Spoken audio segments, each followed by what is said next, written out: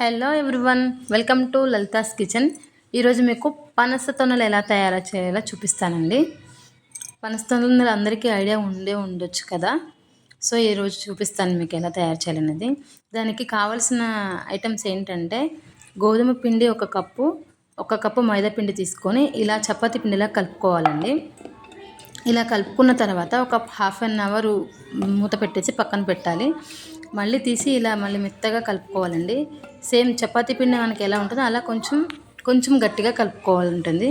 తర్వాత ఇలా చపాతీలా చేసేసి దాన్ని ఈవెన్గా కొంచెం సేమ్ మీడియం సైజులో కట్ చేసుకుంటూ రావాలండి. సైడ్ ఎడ్జెస్ కట్ చేసేసి ఈవెన్గా ఇలా కట్ చేసుకుంటూ రావాలి. మిడిల్లో కట్ చేసి ఎడ్జెస్ పట్టుకొని రోల్ చేయాలండి. దాన్ని ఇలా రోల్ చేసేసి ఆ ఎడ్జెస్ని రెండు వైపులా ఎడ్జెస్ని ఇట్లా పిండిని ఇట్లా అనేసి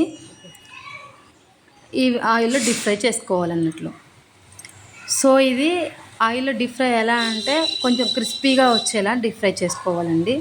బ్రౌనిష్గా వచ్చేటట్టు కలర్ బ్రౌనిష్గా వచ్చిన తర్వాత తీసేయాలి. ఎక్కువ డీప్ ఫ్రై చేసుకోవద్దు అనమాట. ఇలా అన్నీ ఒకే సైజులో కట్ చేసుకొని ఇలా ఆయిల్లో డీప్ ఫ్రై చేయాలండి.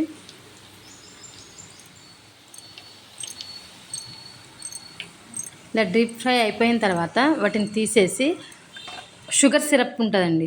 షుగర్ సిరప్ తయారు చేసుకోవాలి మనం. ఆ సిరప్లో వేసి వెంటనే ఒక్కొక్కటి వేసేసి తీసేయాలండి. వేసిన వెంటనే తీసేయాలి, ఎక్కువసేపు ఉంచొద్దు. సిరప్ కూడా తీగపాకం అంటారు కదా, తీగపాకం వచ్చేటట్టు పంచదారైనా బెల్లమైనా రెండిట్లో ఏదైనా చేసుకోవచ్చు మనం. సో నేను ఇక్కడ షుగర్ యూజ్ చేశాను. షుగర్ సిరప్ని ఇట్లా తీగపాకం వచ్చేలాగా చేసి ఆ తర్వాత దాంట్లో వేసి తీసానండి. వేడి పనస తొనలు రెడీ. సో చూడండి, షుగర్ సిరప్లో వచ్చిన తర్వాత ఎలా వచ్చాయో చూడండి. సో ఇదే ఈరోజు మన పనస తొనల రెసిపీ.